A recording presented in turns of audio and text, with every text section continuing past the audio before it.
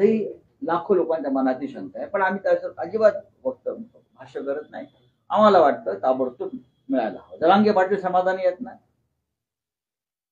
जरांगे पाटील समाधानी आहेत ना, मग ठीक आहे असं म्हणतो की आरक्षण मिळालं. राज ठाकरेंचा जो प्रश्न आहे, भूमिका आहे, योग्य आहे असं मी म्हणतो.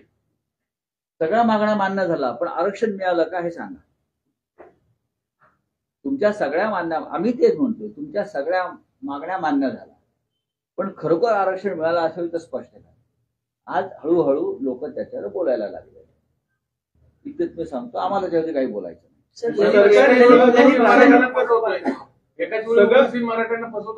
बघा, मुख्यमंत्री शुद्ध फसवणूक करतात असं चित्र आता समोर येत आहे. मुख्यमंत्री गुलाल उधळतायत, मुख्यमंत्र्यांचे लोक पेढे वाटतात, हे सगळं ठरवून चाललंय. जरांगे पाटील खूप साधा माणूस आहे, ते समाजासाठी लढतायत असं चित्र आहे.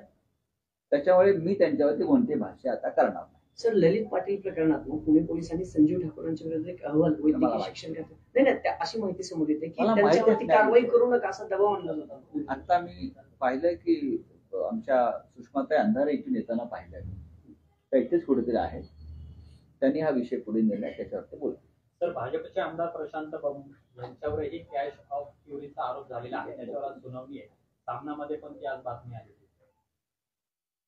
आपलं राज्याचे गृहमंत्री खरोखर कारवाई करायला समर्थ आहेत का? की गृहमंत्री आहेत की सागर बंगल्यावरचे बॉस आहेत गुंडांचे? हे आधी स्पष्ट व्हायला पाहिजे.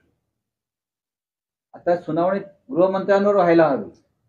ते खरोखर गृहमंत्री आहेत की त्यांचा एक आमदार म्हणतोय त्याप्रमाणे गुंडांचे सागर बंगल्यावरचे बॉस आहेत, हे त्यांनी स्पष्ट करावं, मग मी उत्तर देईन. रोजच्या घडामोडी पाहण्यासाठी राजकीय दर्शन न्यूज चॅनल सबस्क्राईब करा आणि बेल आयकॉन दाबायला मुळीच विसरू नका.